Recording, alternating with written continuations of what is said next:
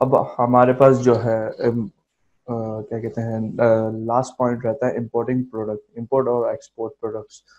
तो अगर आप चाहते हैं कि जो ना आपने एक स्टोर बना लिया और उसकी प्रोडक्ट्स आपके पास ऑल प्रोडक्ट्स के अंदर आ रही हैं, और आप चाहते हैं कि वही प्रोडक्ट्स जो है मैं एक्सपोर्ट कर दूं और मैं अपने दूसरे स्टोर के अंदर इंपोर्ट करवा दूं फॉर द टाइम सेविंग, तो आप जो है सिंपली आप आएंगे ऑल प्रोडक्ट्स के अंदर, और यहाँ पे देखेंगे ऑल प्रोडक्ट्स के अंदर जो है इंपोर्ट और एक्सपोर्ट का जो है ऑप्शन नज़र आ रहा है।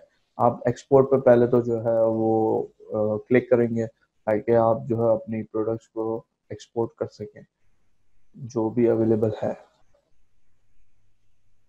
तो यहाँ पे विच कॉलम शुड बी एक्सपोर्टेड, तो आप एक्सपोर्ट ऑल कॉलम्स कर देंगे। Which product type you should be exported, वो भी सारे ऑल कर देंगे। ऑल कैटेगरीज यहाँ पे सेलेक्ट कर देंगे, और यहाँ पे बता रहा है एक्सपोर्ट कस्टम मेटा, तो उस पर भी चेक लगा देंगे और जनरेट CSV कर देंगे।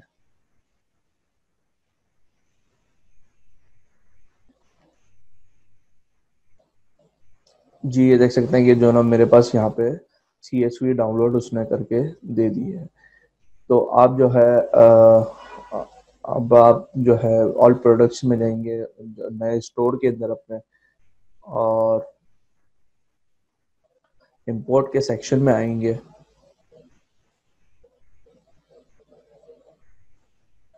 और यहाँ से चूज फाइल करेंगे और अपनी जो आपने CSV डाउनलोड की थी वो ऐड करवाएंगे,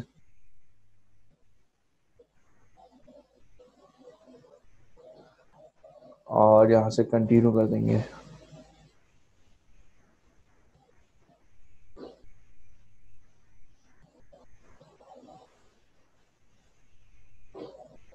अब यहाँ पे ये पूछता है कि कॉलम नेम्स क्या है सारे, तो ये एज इट इज ऐसे रहेंगे, कुछ भी आपको चेंज नहीं करना है इसके अंदर। और रन इंपोर्ट करेंगे, तो रन इंपोर्ट करेंगे तो जो आपने CSV अटैच की अभी यहाँ पे, उसको वो पूरी CSV के जो डाटा है वो आपके पास ऑल प्रोडक्ट्स के अंदर आ जाएगा एज इट इज।